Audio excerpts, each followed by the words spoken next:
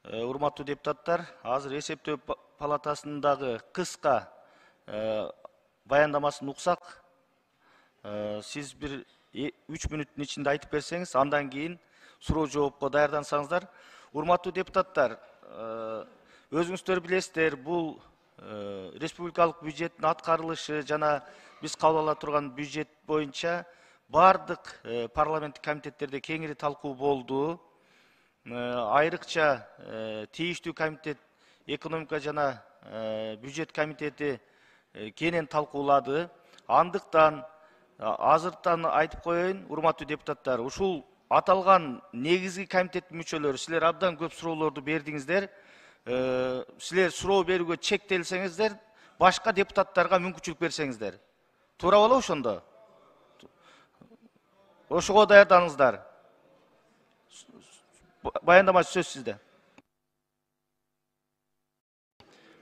Саламатсыздарбы, урматтуу төрага, урматтуу депутаттар, урматтуу министрлер кабинетинин мүчөлөрү, урматтуу депутаттар, Кыргыз Республикасынын Конституциясынын 108 беренесине жана Кыргыз Республикасынын бюджеттик кодексинин 72 беренесине ылайык Кыргыз Республикасынын эсептөө палатасы тарабынан 2022 жылга республикалык бюджеттин аткарылышына аудит жүргүзүлгөн.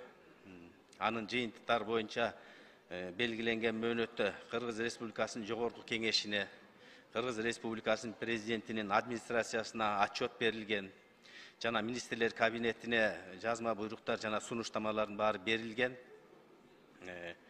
Ал эми өзүңүздөр жакшы билесиздер, бул аудиттин жыйынтыктары боюнча Жогорку Кеңештин комитеттеринде, фракциялардын жыйындарында мынакей 2 айдан ашык убакыттан бери биз каралып, талкууланып келди.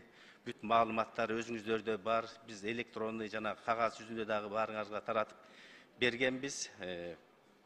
Мындан тышкары дагы ушу министрлер кабинетинин мүчөлөрү менен, финансы министринин кызматкерлери менен баардык мүчөлүштөрдү талкуулап, бүгүнкү күндө ушу Кыргыз Республикасынын министрлер кабинетинин 2023 жылдын 17 ноябрында 608 номерли токтом кабыл алынган.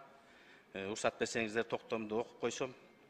Кыргыз Республикасынын 2022 жылга республикалык бюджеттин аткарылышынын шайкештигине аудити жөнүндө Кыргыз Республикасынын эсептөө палатасынын отчетунда көрсөтүлгөн аныкталган бузууларды жана кемчиликтерди жоюу боюнча иш-чаралар планын бекитүү тууралуу токтому кабыл алынган.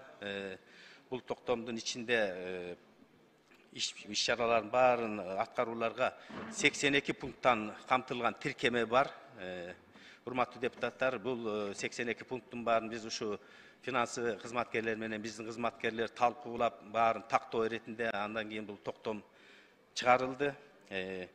Бул эми токтомдун аткарылышы боюнча сиздер менен биз тыгыз иш алып барабыз. Ар бир отчеттук периоддо, башкача айтканда, квартал сайын кайсы пункт кандай аткарылып, канча пайызда аткарылып атканы боюнча биз сиздерге так маалыматтарды берип турабыз. Мындан ары да тыгыз байланышта болушубуз керек деп ойлойм. Эми биз силерге подотчетный болгондон кийин баардык так маалыматтарды алып келип берип атабыз. Дагы мындан ары дагы берип туратбыз деп ойлоп болушубуз керек. Анан бул жерден эми азыр акыл өсөмөкчү дагы жетишкендердин баарын айтып кетти.